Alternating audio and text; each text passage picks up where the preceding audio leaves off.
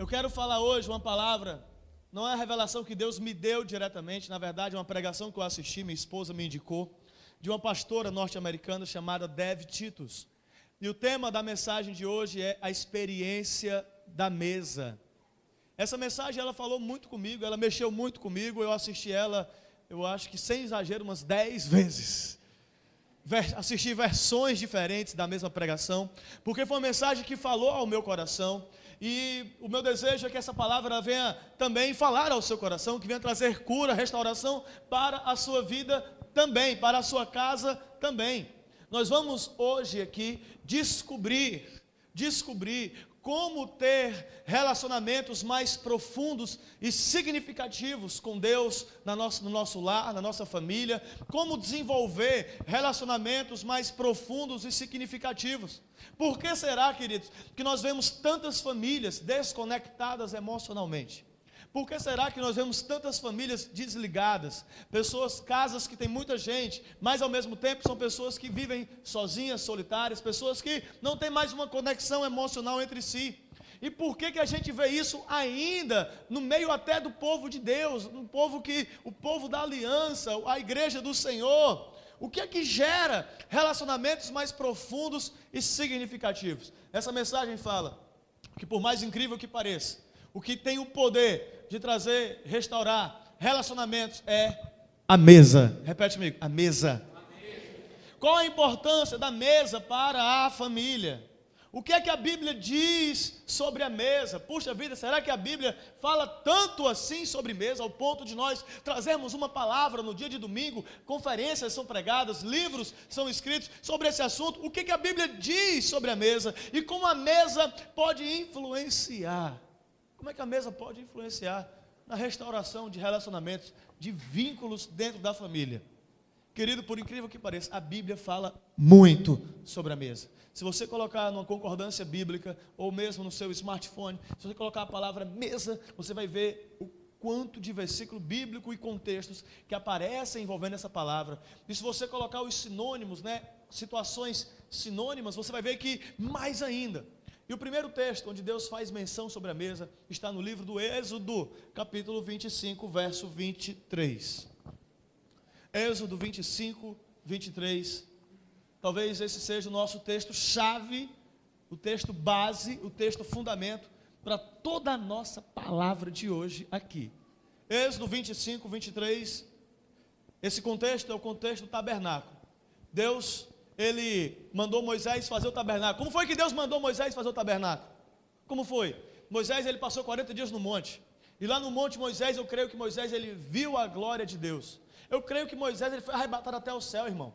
Porque o autor de Hebreus diz que Moisés, ele viu o tabernáculo que existe lá no céu. E foi usando aquele tabernáculo como modelo que Moisés, ele deu as instruções, a orientação para os hebreus fazerem o tabernáculo aqui na terra. Existe um tabernáculo celestial, foi lá, nesse tabernáculo celestial, que Jesus, após ter ressuscitado ao terceiro dia, ofereceu o sacrifício perfeito, o sacrifício pleno, ofereceu ali o seu próprio sangue para a redenção e remissão dos nossos pecados e da nossa família. Amém? E Moisés subiu até lá, e ele trouxe a orientação, a direção de Deus para fazer o tabernáculo na terra. Vamos ver o que está escrito, Êxodo 25, 23. Também farás a mesa de madeira de acácia. Terá o comprimento de 2 côvados, a largura de 1 côvado e a altura de 1 côvado e meio.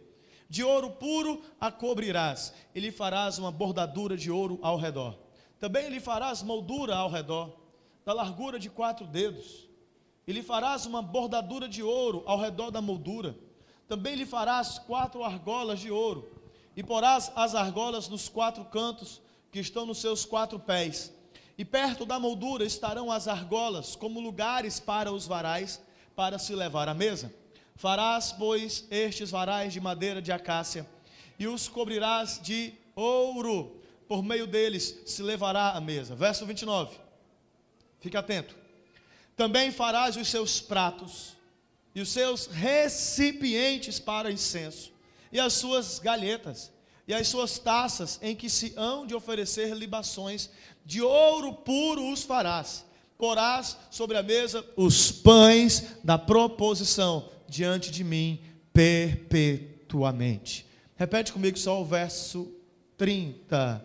Porás sobre a mesa os pães da proposição diante de mim para sempre. Os pães da presença também. Querido, a mesa, ela é um lugar de comunhão com a presença de Deus. Quando nós falamos de mesa, nós falamos de comunhão, nós falamos de relacionamento. E o tabernáculo, o que é o tabernáculo?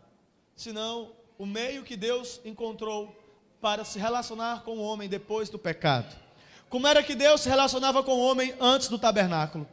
Deus falou com o homem através de uma voz. Abraão ouviu uma voz. Deus falou com Moisés no meio de uma sarça ardente. Mas Deus, ele queria ter um relacionamento mais íntimo, mais intenso, mais profundo com o homem. E por isso que Deus chamou Moisés para ver o tabernáculo que existe no céu.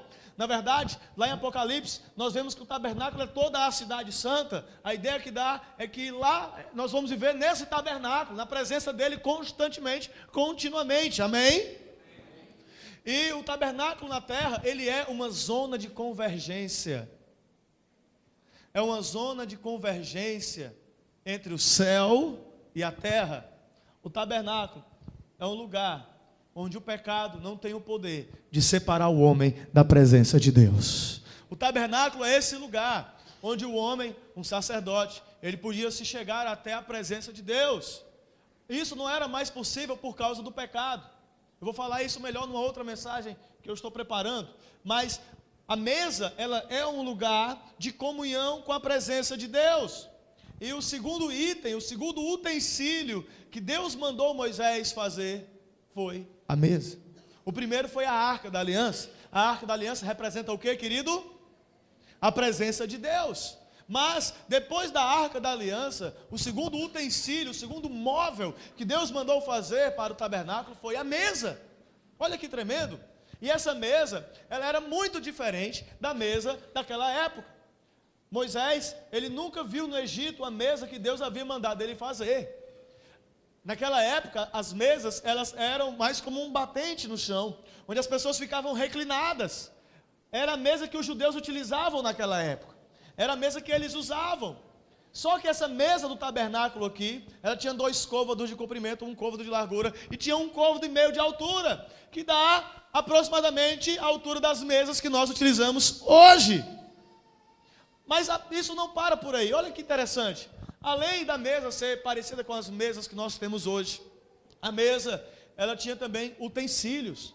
Deus mandou Moisés fazer pratos. Deus mandou Moisés fazer talheres. Havia aqui um estilo de um garfo. Havia uma bacia. Deus, ele mandou fazer toda a prataria dessa mesa. A gente vê muitas vezes nas nossas bíblias de estudos e não tem detalhado isso. Mas a Bíblia, ela mostra isso. No verso 29, a Bíblia mostra que essa mesa, ela tinha utensílios, ela tinha recipientes, tinha pratos, tinha galhetas, tinha taças, onde ali era oferecido a libação, era oferecido os sacrifícios, era ali naquela mesa. E além desses utensílios sobre a mesa, tinha também o pão da presença. E o que é o pão da presença? O pão da presença é Jesus, que ele diz: eu sou o pão da vida. É Jesus. Sobre a mesa, nós temos ali a presença redentora de Jesus. É sobre a mesa. Você está entendendo, amém, querido? Sobre a mesa nós temos o pão da presença de Deus.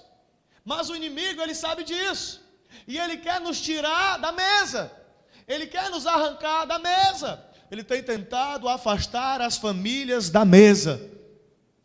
Querido, qual foi a última vez que você comeu uma refeição com a sua família à mesa? Tomara que tenha sido hoje. Eu já comi hoje 2 refeições com minha família, eu, a Gilmar e a Thalita à mesa. E olha que o café da manhã nós não quisemos acordar ela mais cedo. Nós tomamos o café sozinhos, depois que nós chamamos a Thalita. Não seria 3, só hoje. E nós temos o hábito de usar a mesa. Essa mensagem eu posso pregar, eu tenho autoridade, eu estou aqui aprovado por ela, porque é algo que eu uso muito bem na minha casa, obrigado.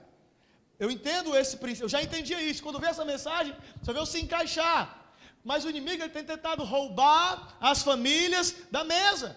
Como é que ele faz isso? Nos deixando ocupados. A gente tem levado uma vida tão ocupada, tão corrida. A gente tem se ocupado com tantas coisas, com trabalho, com faculdades, com estudos, com igreja, com ministérios. E cadê a mesa? Ninguém mais senta à mesa. Os nossos lares hoje, ao invés de mesa, o que é que tem? Tem balcão.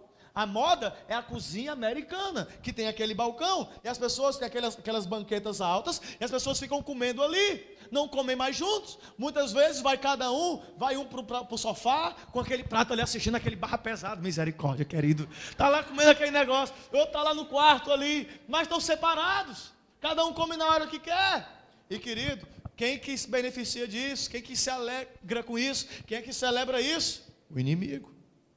Por que nós vemos hoje tantos filhos desconectados dos pais? Filhos que não têm mais relacionamento com o pai.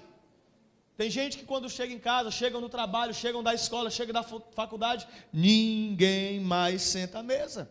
Cada um vai para o seu quarto. Temos ainda um outro inimigo, que é a tecnologia, que era para ser algo para nos abençoar, e tem separado muitas pessoas que têm faltado discernimento. Fica cada um no seu tablet, no seu smartphone. Ninguém, se quiser conversar com o outro, tem que mandar um zap para a pessoa, tem que mandar uma mensagem para a pessoa. Mas não tem mais relacionamento, não tem mais conversa, não tem mais mesa. As pessoas estão conectadas ali na tecnologia, mas vivem isoladas, vivem sofrendo de solidão, não tem mais mesa. Vivem juntos, mas vivem sós. Vivem juntos, mas vivem sozinhos. Mas eu quero falar para você, querido, que a mesa ela tem um propósito maior, amém? A mesa ela proporciona redenção. Repete comigo, redenção. Redenção fala de libertação. E o povo de Deus, antes de Deus mandar Moisés fazer o tabernáculo, o povo de Deus, ele foi oprimido. Moisés, ele foi levantado por Deus para livrar o povo da onde? Do Egito. E aquele povo estava no Egito e eles eram escravos no Egito. Eles eram prisioneiros no Egito. E Deus levantou Moisés, para Moisés ir até Faraó e falar: Faraó, Deus está falando, deixa meu povo ir para que me sirva no deserto. E Faraó, não, eu não deixo. Aí o coração de Faraó se endureceu, veio sobre ele as 10 pragas. A 10ª praga, quem lembra qual era a 10ª praga? A morte dos primogênitos. E como era que Deus ia livrar a família dos judeus? Como é que Deus ia livrar a família dos hebreus da morte dos primogênitos? Através de como, irmão? Da Páscoa. E onde é que era celebrada a Páscoa? Aonde? Aonde? Onde era celebrada a Páscoa? Na mesa. Toda a família deveria estar reunida junto à mesa e comer ali aquele cordeiro. Não era para sobrar nada, por isso que toda a família deveria estar ali. E eles estariam falando. Deus, ele falou lá em Êxodo 12, você vai ver essa história bem detalhada em Êxodo 12. Deus, ele falou: olha, isso aqui vai ser estatuto perpétuo para vocês. Vocês vão falar geração após geração como eu salvei o meu povo do Egito. Hoje nós vemos a família brasileira, a família no mundo inteiro, aprisionada pelos valores do Egito, escravizada pelos valores do Egito.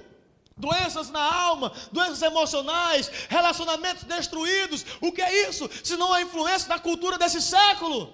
Você sabe que o Egito é um tipo do mundo. E a gente vê as famílias, até mesmo nas igrejas, aprisionadas pelos valores do mundo, pela cultura do mundo, separados, dissociados, desconectados. Mas eu quero falar para você, querido, que se de repente a sua família está assim hoje, Deus, ele proveu um meio de redenção para a sua família. Deus estabeleceu um meio de redenção para a sua casa. Qual é o nome desse meio? A mesa. Porque na mesa, o que é que nós temos na mesa? O que é que tem sobre a mesa? O que é que tem nessa mesa? O pão da presença. Quem é o pão da presença? Existe algo espiritual na mesa. Existe algo espiritual na mesa. Mesa é lugar de restauração. Mesa é lugar de restauração. Você vai ver os evangelhos, você vai ver a história de Jesus, você olha para a vida de Jesus. Quantas pessoas Jesus não restaurou através da mesa? Quantas pessoas? Como foi que Jesus restaurou Zaqueu? Na mesa? Zaqueu, hoje convém que eu vá para a sua casa. Provavelmente eles estavam comendo. Quando foi que aquela mulher derramou aquele vaso de alabastro sobre Jesus, aquele perfume caro? Ele estava na casa de um homem que era leproso, Simão, o leproso. Onde é que Jesus estava? Na mesa, na mesa. Mas tem uma história no Velho Testamento, onde Deus usou profundamente um homem de Deus para trazer cura para a alma, as emoções de um outro homem através da mesa. Abra sua Bíblia comigo, 2 Samuel, capítulo 9, verso 7. Diz assim a Bíblia: Então lhe disse Davi: Não temas, porque eu usarei de bondade para contigo, por amor de Jonatas, o teu pai, e restituirei todas as terras de Saul, teu pai, e tu comerás pão sempre à minha mesa. Para quem foi que Davi falou isso? Mefibosete. Quem era Mefibosete? Mefibosete, ele era filho de Jonatas, o amigo de Davi, o amigo com quem Davi tinha uma aliança. Mefibosete, ele fazia parte da família real. Mefibosete, ele tinha um futuro brilhante pela frente, mas pela teimosia, a rebeldia do seu avô Saul, Saul perdeu o reino, Deus levantou um outro rei, e naquela fuga, no desespero de fugir, com medo, porque sempre quando se levantava um outro rei, a tendência era a antiga família ser assassinada. Mefibosete e as pessoas que estavam com ele, no desespero de fugir, ele caiu, e uma carroça, um acidente aconteceu, uma carroça caiu por cima dele, passou por cima dele, e ele ficou aleijado. Ele ficou aleijado. E ele passou a viver numa terra distante chamada Lodebar. Lodebar significa lugar sem pasto, terra sem pasto. Era um lugar de esquecimento, era um lugar de abandono, era um lugar de ostracismo. Lodebar era onde Mefibosete estava vivendo. Mas a um belo dia, acabaram-se as guerras, o rei Davi estava vivendo um tempo de paz, ele se lembrou: ai, que saudade do meu amigo Jonatas. E quando eu imagino ele ali, se lembrando do seu amigo Jonatas, ele se lembrou que ele tinha uma aliança com Jonatas. Ele tinha uma aliança com Jonatas. E ele, puxa, existe alguém da casa de Jonatas, da casa de Saul, que eu possa usar de misericórdia, de bondade, e falar: existe um homem chamado Mefibosete. Manda chamar ele para mim. Chama Mefibosete para mim. Eu imagino Mefibosete ficando com medo, assustado. O rei mandou me chamar, eu vou morrer, ele vai me matar, ele descobriu onde é que eu estou escondido. Imagina quantos traumas, quanto palavra que a gente usa muito hoje, quanto bullying Mefibosete não sofreu. Aleijado, deformado, Zé Ninguém, inútil, imprestável. Imagina o quanto as emoções de Mefibosete não foram golpeadas e abaladas. E de repente ele tem ali um susto: o rei mandou me chamar. E quando Mefibosete estava ali diante de Davi, Mefibosete não sabia o que iria acontecer. Se ele iria ser assassinado, se ele iria ser mais humilhado ainda, ser o aleijado. Mas ao invés disso, Davi olhou para ele e falou: eu vou usar de bondade para com você. Eu vou abençoar você, Mefibosete. Eu vou mudar a sua vida hoje, Mefibosete. Eu vou te dar dinheiro, eu vou te dar terras, eu vou te dar uma bela casa. Olha só, tudo isso já estava de bom tamanho. Davi ofereceu tudo o que um homem queria materialmente naquela época. Mas Davi não se contentou de abençoar Mefibosete apenas materialmente. Davi, ele estava determinado a ser um instrumento de cura e restauração da dignidade de Mefibosete. E Davi olhou para ele e falou assim: você, Mefibosete, comerá pão sempre à minha mesa. Você vai sempre comer à minha mesa. Esse é o seu lugar, Mefibosete. A minha mesa. Na mesa de Davi, tinha ali seus filhos, Absalão, Amnon, Tamar. Tinha ali o general de guerra de Davi, Joabe. Mas aí, além desses homens, dessa linda mulher, chega um aleijado. Um homem aleijado, cuja sua esperança havia sido destruída, arruinada, arrebentada, e esse homem vem e senta à mesa de Davi. E Davi olhou para ele e falou: Mefibosete, você nunca mais vai precisar fugir. Nunca mais você vai precisar se esconder. Nunca mais você vai precisar viver com vergonha, porque você vai sempre sentar à minha mesa. Você vai sempre ficar comigo à minha mesa. Queridos, Mefibosete viveu anos excluído, marginalizado, numa terra de esquecimento. Davi estava ministrando cura na vida de Mefibosete. Antes, ele estava numa terra sem pasto, numa terra sem vida. Agora, Mefibosete estava sentado à mesa do rei. Olha só que tremendo, que ele estava sendo curado ali. Sabe por quê? Porque na mesa ninguém via os defeitos de Mefibosete. Na mesa ele era igual a todos. Isso é muito tremendo. Deus estava usando Davi para trazer cura a Mefibosete. Ei, olha aqui para mim, querido. Não é boa comida apenas que as pessoas apreciam. O que elas apreciam é uma boa hospitalidade. O que as pessoas apreciam, querido, é hospitalidade. E demonstração de hospitalidade começa em casa. Demonstração de hospitalidade começa em casa. Quando nós, queridos, preparamos a mesa e damos aos nossos filhos um lugar de honra à mesa, nós estamos de uma forma poderosa demonstrando a eles que eles fazem parte, que eles têm um lugar privilegiado na família. Mas como é que a gente cria nossos filhos hoje? A gente cria nossos filhos como bicho. Nós criamos nossos filhos como cachorro. A gente dá um Todd para eles, dá um suco para eles, e eles dão uma madeira para eles, e eles saem pela casa. A mãe não quer mais amamentar os filhos. Quem fica com os filhos agora é a babá. Querido, a babá, ela é uma bênção ter uma pessoa para ajudar em casa. E aqui no nosso país é muito comum, pessoas que nem são ricas, nem são tão prósperas financeiramente, conseguem ter uma diarista, uma babá, uma pessoa que pode ajudar em casa. Isso é bom, mas pode ser uma maldição. É uma maldição quando nós transferimos responsabilidades, que é nossa, do pai e da mãe, para uma babá.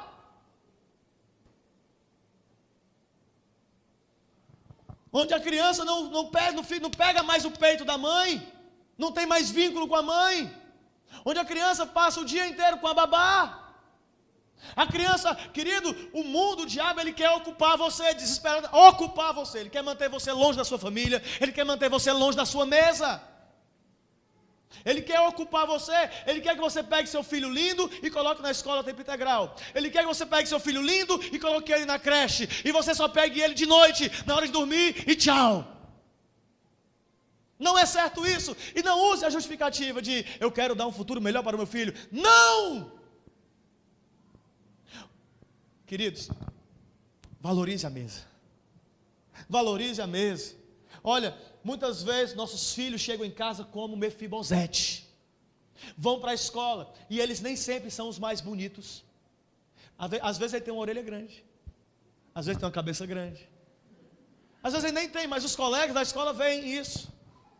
Às vezes ele não é o melhor no futebol, no vôlei. Às vezes ele não é tão inteligente. E as crianças começam a zombar dele, começam a excluir ele. Seu filho chega arrebentado em casa, chega machucado, aquele menino chato que importunou ele o dia inteiro. Aí chega em casa, não tem mesa preparada. Está o pai assistindo futebol, está a mãe fazendo alguma coisa, falando com alguém, sei lá, no meio da rua.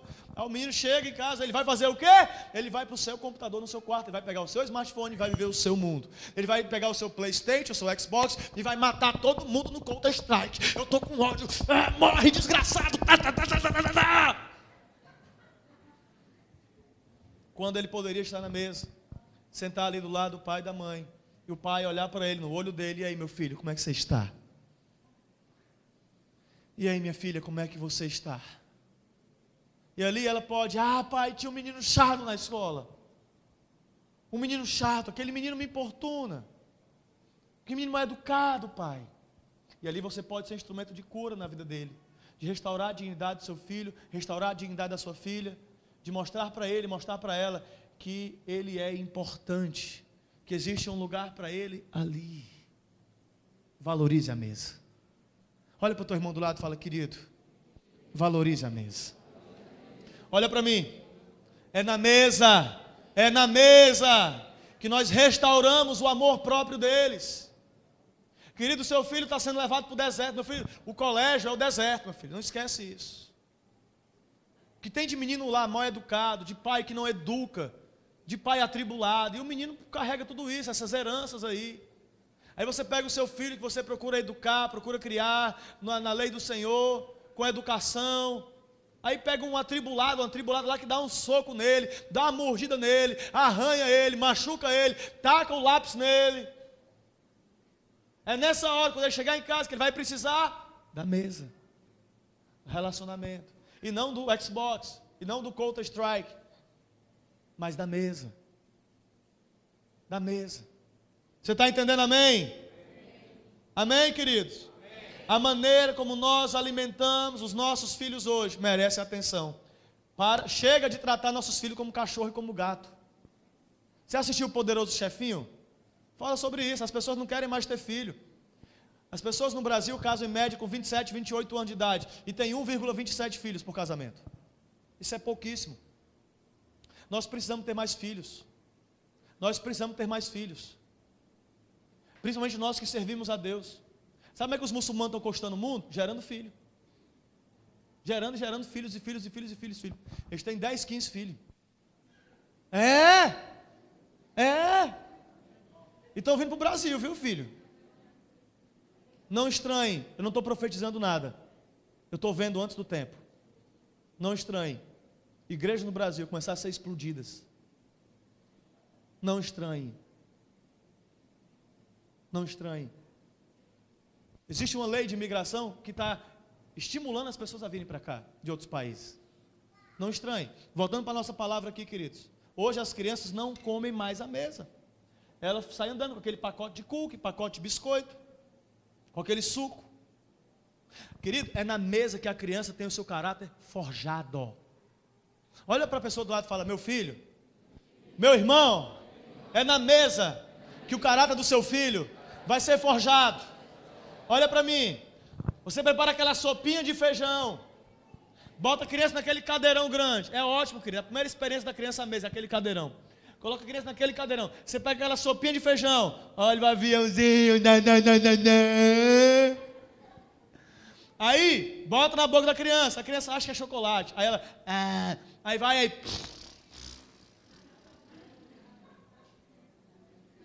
Não gosto. E ela não fala, mas você entende que é isso que ela está dizendo. Mas o que é que você faz? Você pega aquela colher, abre a boca, come. E a criança vai e come. Você está ensinando ali naquela hora, na mesa, quem é que manda dentro de casa. Lei de autoridade. Você está dizendo para aquele bebezinho, querido, de 3 meses, quem manda, de 1 ano, quem manda aqui sou eu, você come o que eu quero. Você não tem capacidade de cuidar da sua vida. Quem cuida da sua vida sou eu. Mas o que é que a gente vê hoje com criança de 2, 3, 4, 5, 6, 7 anos de idade? É a criança que manda em casa. É a criança que come o que quer, na hora que quer, do jeito que quer, que assiste televisão na hora que quer, que dorme na hora que quer, e o pai fica em crise: ai meu filho, deixa de ser bobão, bobona, e assuma a posição da sua família, pai e mãe. Eu não sei porque que meu filho não gosta mais de mim. Fique mais com seu filho. Uma família estava no almoço típico Dia dos Pais. O pai, a mãe do lado da mesa, a diarista do outro lado da mesa e 3 crianças. O pai e a mãe cuidando da vida deles, conversando. E a diarista dando a comida das crianças. A babá dando a comida das crianças. Aí, numa outra ocasião, a mãe se queixando: eu não entendo. Parece que meu filho gosta mais da babá do que de mim. Mas é claro, você não investe tempo nele, você não se relaciona com ele, você não desfruta da experiência da mesa com eles. Você está entendendo, amém, querido? Irmãos, eu estou falando isso, eu não quero de forma nenhuma ser legalista com você, eu não quero impor um jugo sobre você, mas eu quero chamar você para uma verdade de Deus, para nossas vidas, para a nossa família. Existe um poder de redenção na mesa.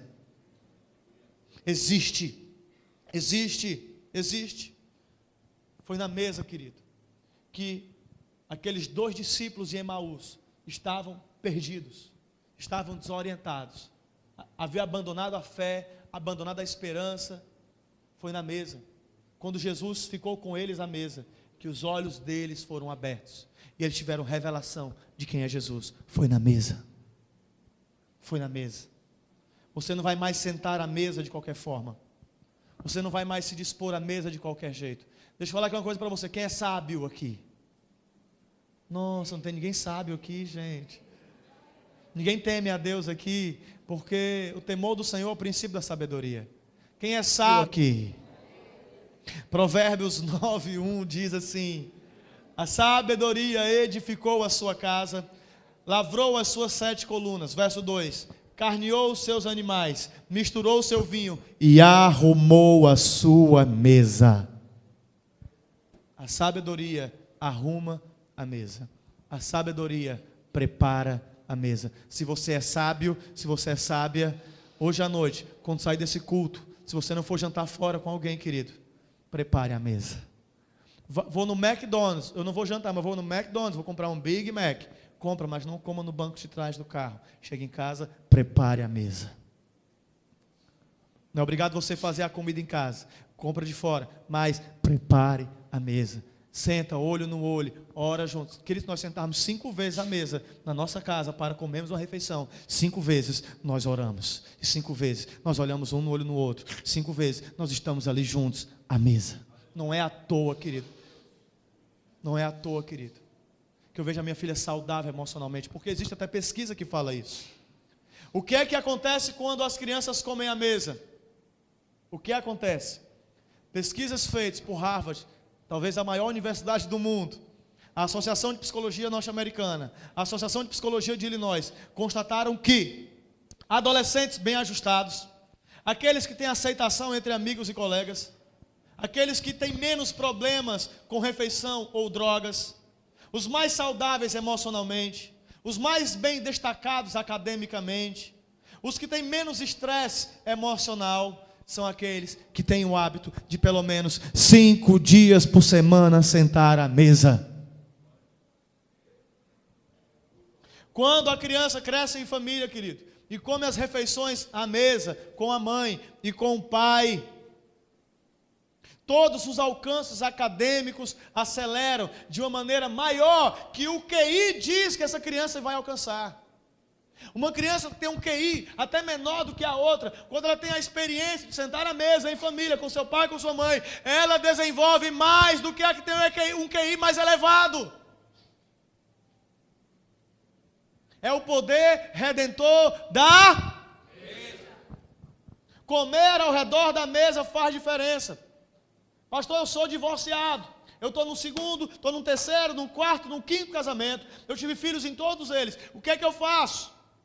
Querido, mesmo que você seja divorciado, você já tenha constituído outras famílias, você tem o poder de, sempre quando você estiver com seus filhos, gerar um ambiente onde os seus filhos sentam à mesa com você, olho no olho, face a face, e uma boa conversa.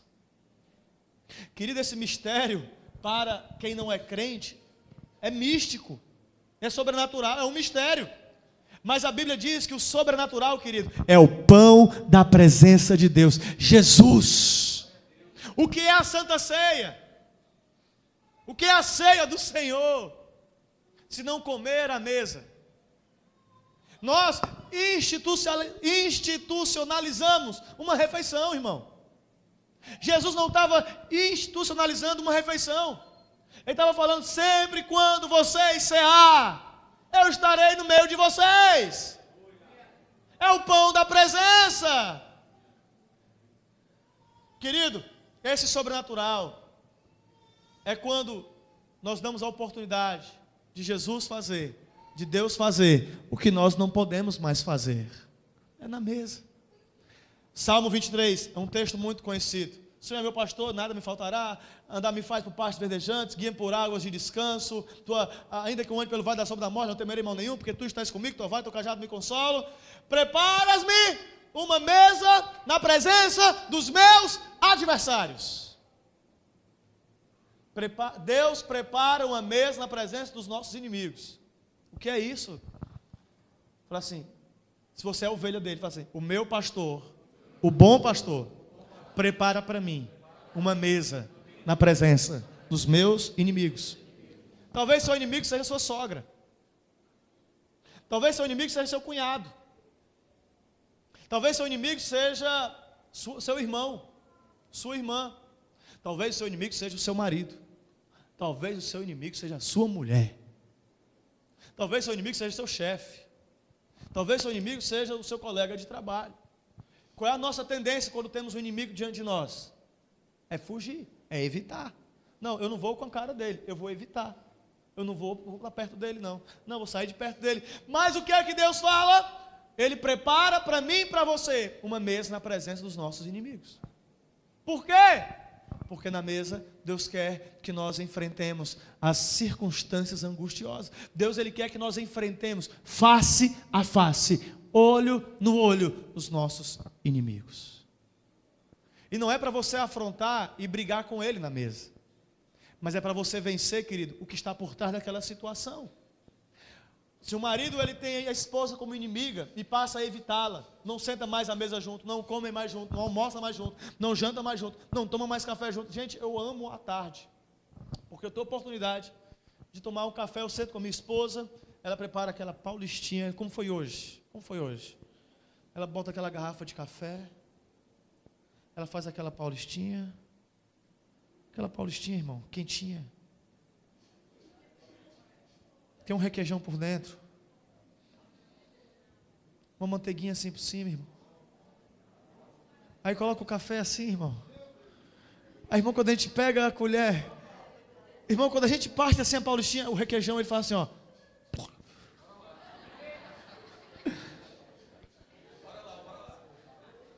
Ai, então...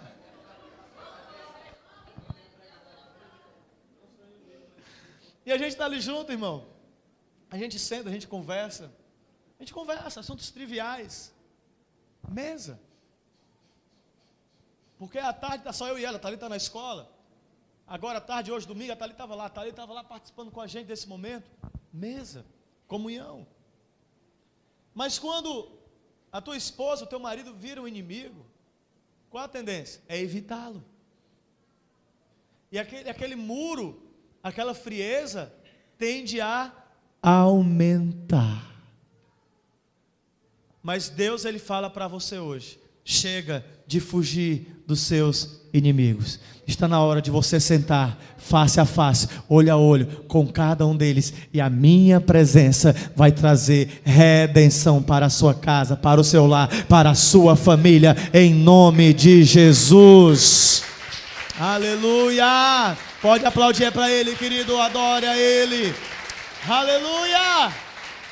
É nessa hora, quando você está pensando em desistir de tudo, desistir da sua família, desistir do seu casamento, que Jesus, o bom pastor, Ele prepara para você uma mesa na presença dos seus adversários, e ali Ele está falando para você, você não vai desistir coisa nenhuma, eu vou trazer cura para o seu lar, eu vou trazer cura para a sua família, eu vou trazer redenção para a sua casa. Aleluia, adore a Ele, querido, aleluia. O bom pastor fala isso para você. Eu vou trazer cura para a sua casa. Mesa é um lugar de reconciliação. O filho pródigo, quando ele foi embora, ele gastou tudo, ele perdeu tudo, ele teve uma má atitude. Ele foi obstinado, ele foi teimoso, ele foi rebelde, ele foi soberbo, ele perdeu tudo lá fora.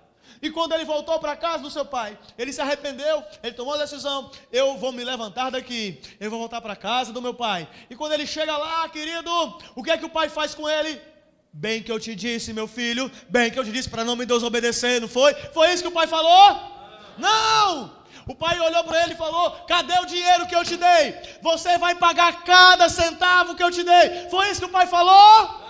Ele falou assim, minha filha, mulher, prepara a mesa, porque o nosso filho estava morto, mas agora ele reviveu. Prepara a mesa, mulher. Aleluia. Prepara a mesa. Existe algum pródigo na sua família? Existe algum pródigo na sua família?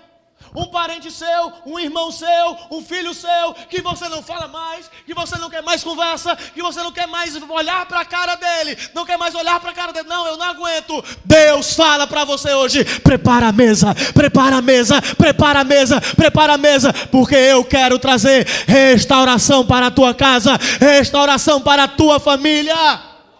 Prepara a mesa. E nessa mesa você não vai passar nada na cara, você não vai falar nada, você não vai pegar nada que está debaixo do tapete, não. Você vai simplesmente sentar com essa pessoa. Como é que você está? Você não vai criticar, você só vai falar coisas boas. Você vai oferecer um banquete para ela, vai preparar uma mesa linda para ela. De repente você tem algum pródigo na sua família, alguém que você precisa se reconciliar. Mesa é lugar de reconciliação. Prepara uma mesa bonita. Ele vai chegar, ela vai chegar. Está esperando visita? Estava. Eu estava esperando um convidado, uma convidada especial. Mas esse convidado já chegou, é você. Senta aqui. Prepara a mesa da reconciliação. Mesa é lugar de reconciliação. Mesa é lugar de restauração. Mesa é lugar de restauração. O apóstolo Pedro havia negado Jesus. Pedro falou para ele: eu nunca vou te negar, Senhor. Ainda que eu tenha que morrer, mas eu jamais vou te negar, Jesus. Mas Pedro negou Jesus.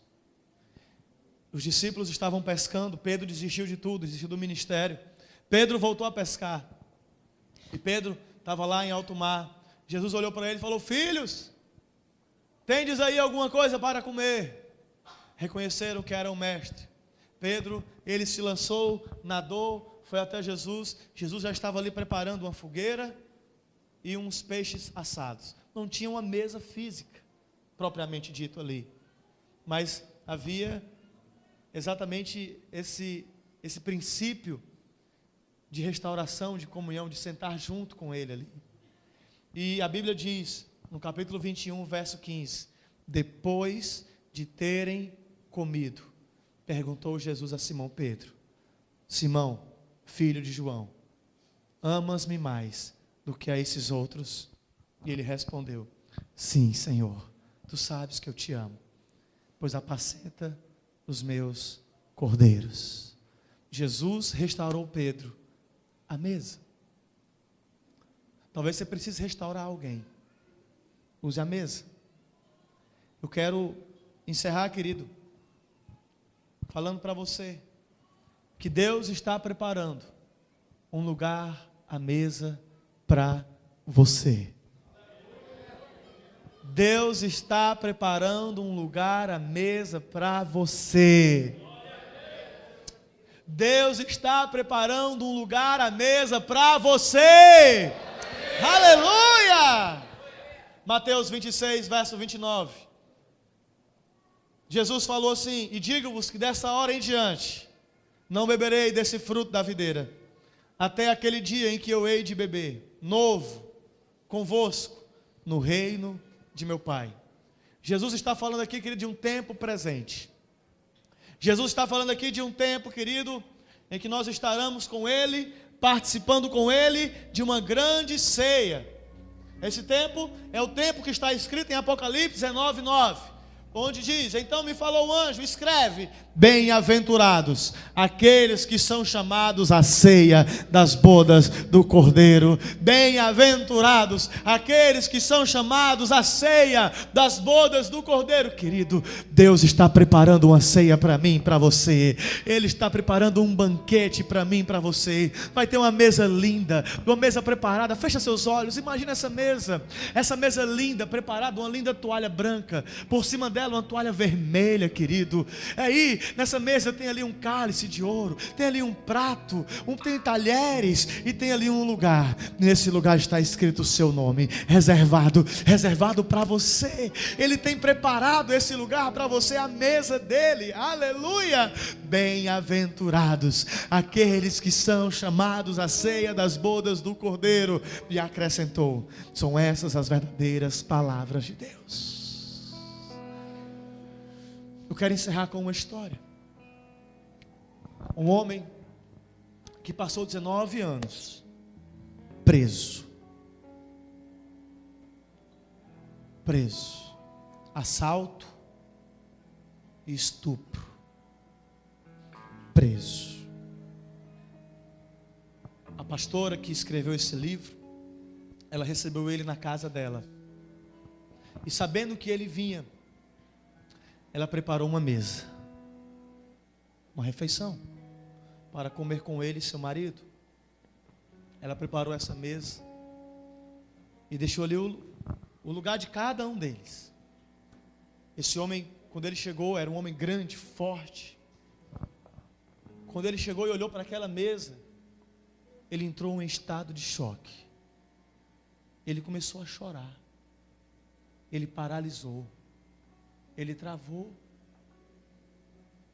Mamãe, esse lugar é para mim? Aí ela falou: sim, é para você. Aí ele disse assim: eu nunca me sentei a uma mesa antes. Eu nunca me sentei a uma mesa antes. O que é o estupro? O que é o assalto? Senão um desejo distorcido de conquistar algo, a atenção de alguém. Imagina se aquele homem, querido, tivesse diariamente sentado à mesa com seu pai e com sua mãe. Imagina se aquele homem diariamente tomasse café da manhã com seus pais, almoçasse com eles, chegasse da escola à tarde, jantasse com seu pai e com sua mãe. Quantas coisas poderiam ter sido evitadas? Quantos jovens aí, queridos, estão confusos, em crise, por causa de famílias que são desconectadas, famílias que estão oprimidas pelo Egito, oprimidas, escravizadas pelo conceito do Egito, o conceito do mundo. Deus está falando hoje aqui. Existe um poder redentor de sentar à mesa, porque a mesa é um lugar onde a minha presença se manifesta, trazendo cura e redenção. Deus, Ele preparou uma mesa para mim e para você, um lugar à mesa dEle. Em Apocalipse 3:20, Ele fala assim: eis que eu estou à porta e bato. Se alguém ouvir a minha voz e abrir a porta, eu entrarei, eu cearei com ele e ele ceará comigo. Existe um lugar para mim e para você, separados, reservados, preparados à mesa do Senhor. Existe um poder de redenção à mesa. Que Deus te abençoe em nome de Jesus.